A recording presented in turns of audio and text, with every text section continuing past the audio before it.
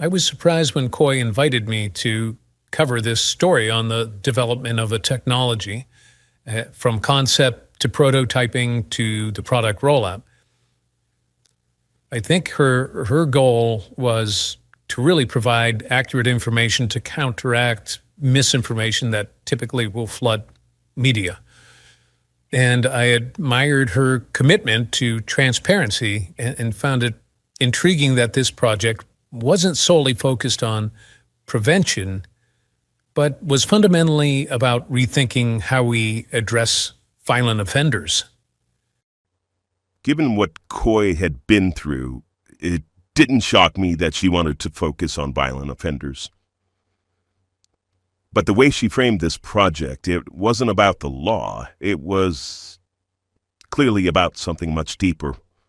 This wasn't theoretical. This was personal for her. I turned to Dr. Achebe. Everyone calls her Vanta. I wanted her to head up the project, which didn't have a name yet. But for now, we were referring to it as the Identity Enhancement Program. I admit I get a little lightheaded when Coy runs her ideas by the legal department. I only heard 2 words, identity enhancement, and I was preparing for the inevitable onslaught of lawsuits that were going to follow.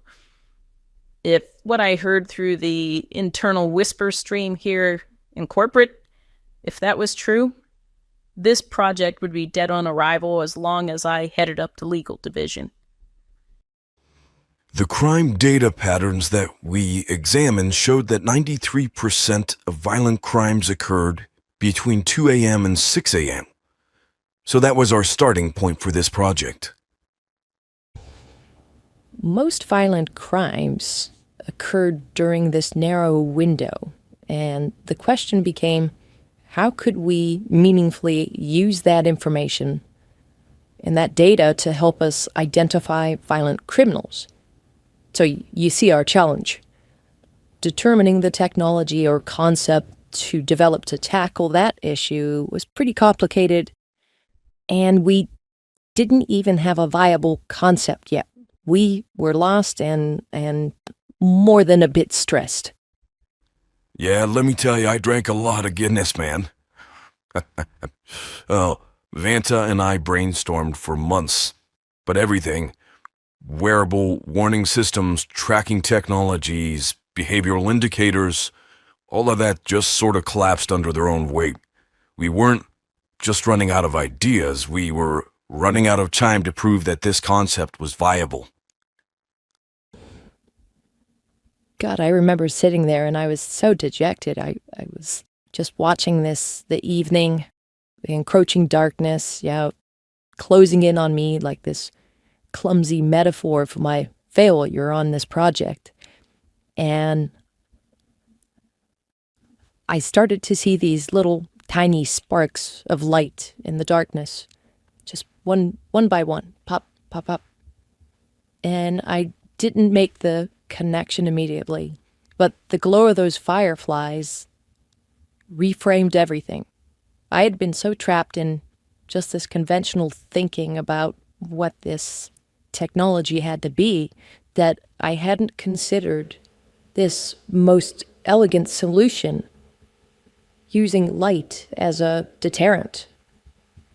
Of course, it had to be light. Oh, man. Bioluminescence. Brilliant, mate. Just brilliant. When I first heard about Firefly, I just remember I cried. I just remember crying. For years, I had lived in fear, knowing that the man who hurt me was still out there, unpunished. And I knew him, and I knew he would be stalking me, and he was. He was an evil bastard. But this technology could be a lifeline for people like me because it showed us that we weren't alone, that it saw us and wouldn't forget. I know that might sound silly, but that's what Firefly meant to me. We were aware of the program because SynOrganics, to their credit, was transparent about their actions, and they sought our input during their planning phase. Programs like this, they can be seductive. They often appear to promise quick fixes to really complex, deeply ingrained societal issues, and I had concerns about that. Physically labeling someone as dangerous without providing a path to rehabilitation, that just might create another level within our developing caste system. That's the last thing we needed. And this kind of label would be difficult to shake, and it seemed to ensure that the labeled individual, that they would have no real opportunity to make any meaningful changes because they're constantly judged. It's right in your face. We used bioluminescent compounds extracted from a common eastern firefly for our initial testing. It took 8 months to develop the process, which was rather complicated. We identified the reaction that produced the glow, the chemical interactions between the enzymes and the involved chemicals, and after isolating that reaction, we needed to introduce those compounds to the human subjects. And after a year of hard work, and Swift and I had conducted a beta test with an employee, we recruited Mushima, God bless him. He's a chemical engineer, and he kindly volunteered to be our guinea pig. I didn't feel any different. I was still me. But boy, did people react to my presence. It was almost as if I was repellent on some chemical level. I quickly learned to look over my shoulder whenever I went out, and fortunately, the effect only lasted 2 days. But I couldn't believe this. I actually had a guy come up to me and say, "So you think you're a tough guy, huh?" I mean, seriously? What the fuck? I had to laugh. Then he tried to punch me, which was a big mistake. For him. You know, bodyguard drones and all. Yeah, that poor bastard. Mushima really took a hit for the team, and we love him for it. He's a bioaerosol guy, so this isn't his world in genetics, but he really helped us gain some insights into Firefly. Thanks, Mush. When I saw the beta test video with Mishima, my heart just sank. How about cutting to the chase and tattooing their foreheads with a "I don't belong" message? Were we even addressing the right problem? Were we going to make things worse? It seemed to totally ignore the root causes of violent behavior. You know, what about the systems that had created these people? Poverty, abuse, the lack of access to education or mental health care? For me, Firefly was about judging people by the color of their skin. And as a biracial woman, I've found that this judgment doesn't leave a lot of room for compassion. I've been assaulted twice. When I heard about this Firefly program and what they were planning, I know this sounds stupid, but to me, it sounded like hope. It just sounded like hope that I could walk around at night and not be so fearful. Once we beta tested our proof of concept, thank you, Mishima, we had to find test subjects now that had histories of violent behavior to validate our program. One of my roles was to vet qualified subjects for Firefly. We were monitoring a group of belligerents for another technology we were developing, and I knew some of them would be perfect candidates. They had extensive records of domestic abuse, aggravated assault, and attempted murder. Classic recidivists, in and out of the system with no real hope of rehabilitation. Precisely the kind of people we needed for this pilot program. SynOrganics presented Firefly as a way to augment the justice system, and as perhaps part of the sentencing guidelines. And it was an intriguing concept, but internally we had to ask if a private company could really handle something that had seemingly such enormous societal implications. All we could see were red flags. I was working late one night drafting legal agreements for our beta test subjects, and I just felt this sinking sensation in the pit of my stomach about where this project was headed. If we went through with this, if society accepted this labeling of physically marking people based on their past, where would this identification end? A technology like this in the wrong hands, how long do you think it would take for, let's say, political dissenters to be identified? How about librarians or people who actually read books? And what about individuals with mental health issues? This would not go in a good direction very quickly. And I'm not sure what troubled me more, the potential for this abuse, or the thought that once this idea is out of the box, there's no way you can stuff it back in, and you're changing people's thinking about who and what should be identified. I was really worried. I think the lack of outrage was because Fireflies weren't exactly the most sympathetic figures. They were the worst of the worst. Rapists, murderers, serial abusers. And I know that sounds harsh, but it's hard to argue for someone's privacy rights when their crimes are so heinous. But here's the thing. We've always prided ourselves on giving people a chance to change, giving them a second chance. And here we were, marking them as color-coded belligerents for life. So where does that leave room for rehabilitation? In hindsight, the beauty of Firefly lay in the fact that we didn't need to spell it out for people, that they understood what the glow represented, that these individuals were dangerous, and they knew how to steer clear of them. It was intuitive. So the glow spoke and people listened.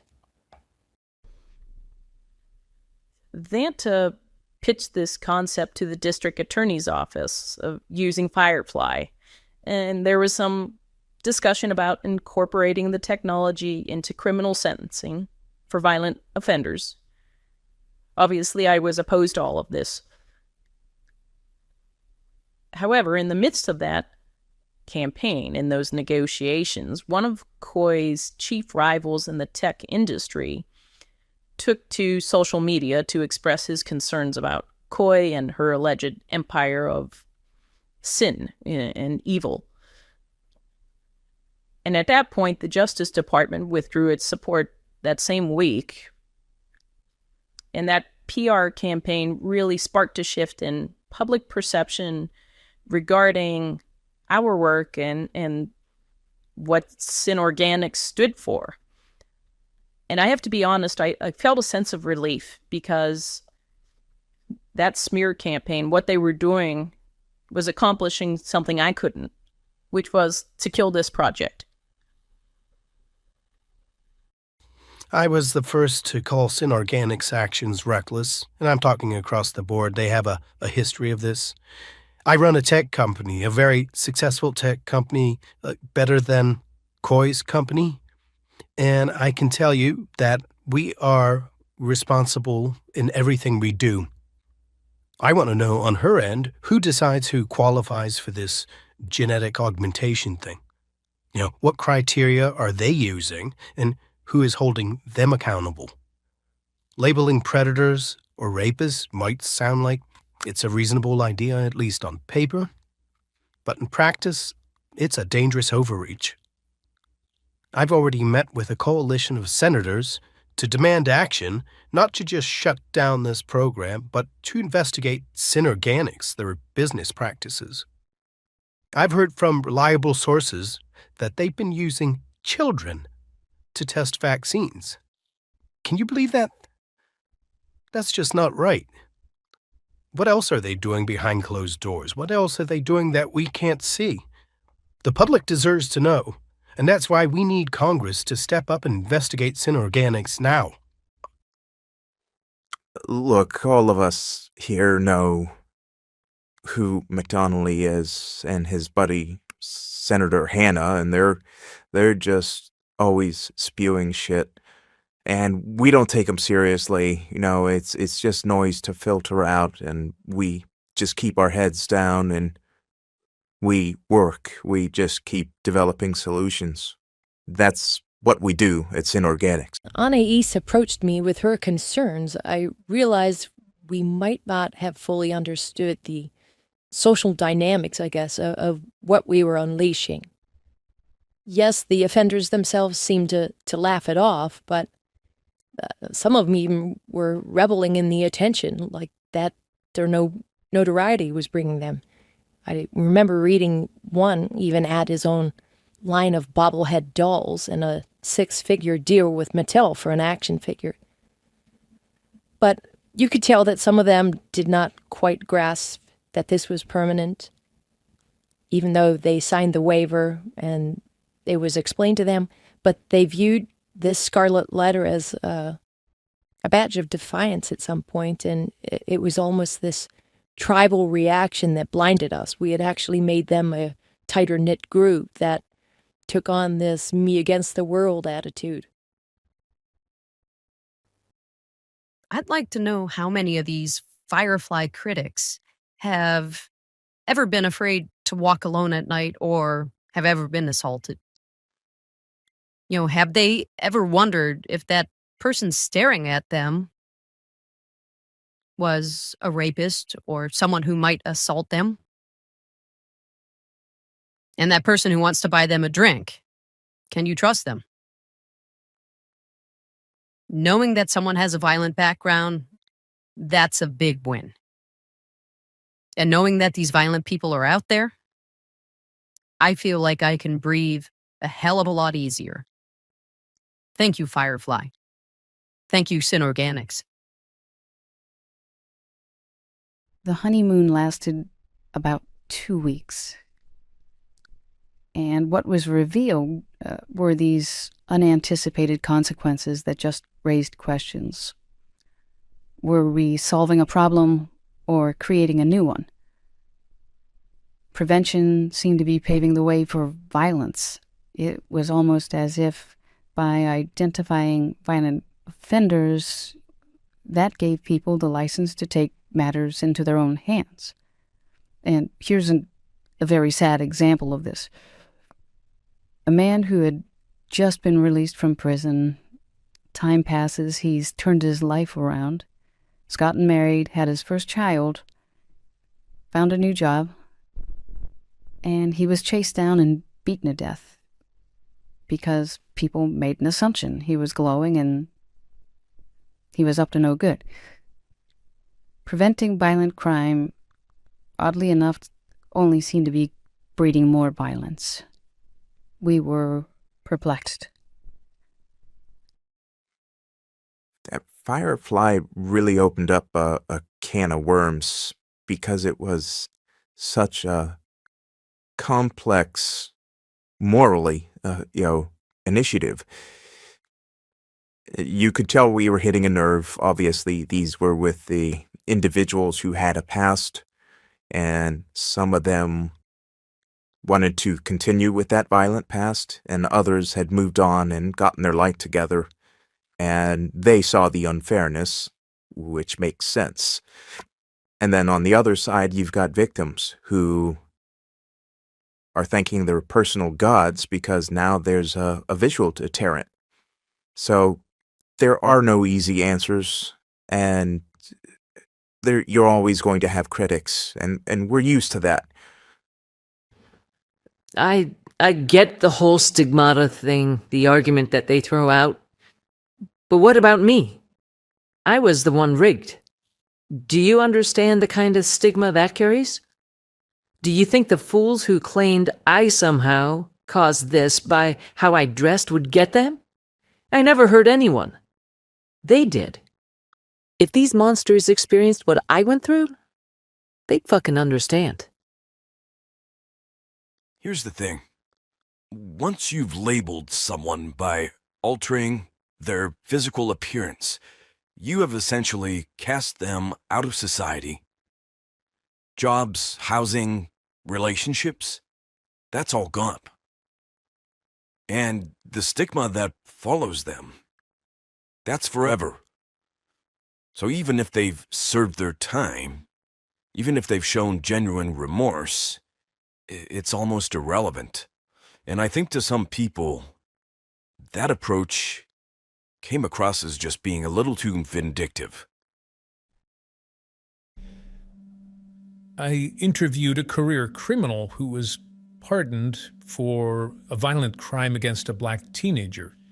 And he was a self-proclaimed supremacist who was frustrated because he was having trouble buying a home. Realtors refused to work with him when they saw the color of his skin. And he told me, they want to judge me by the way I look. My money is as good as anyone else's. And the irony seemed to be totally lost on him. Firefly didn't just expose his crimes.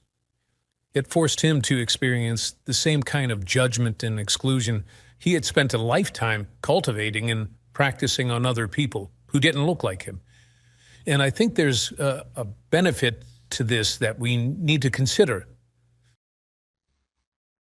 Firefly didn't just mark people.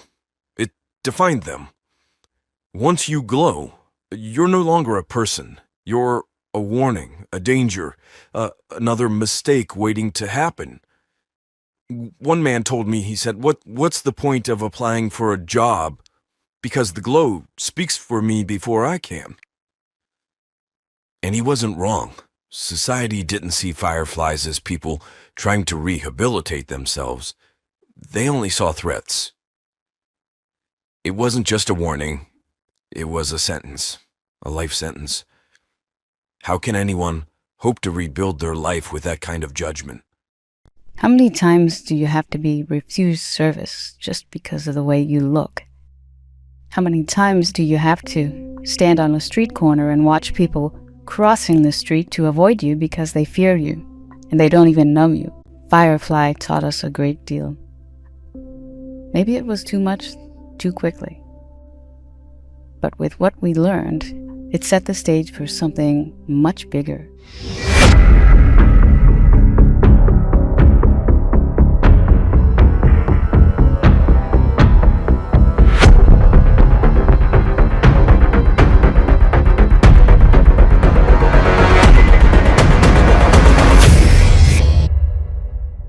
Oh, shit.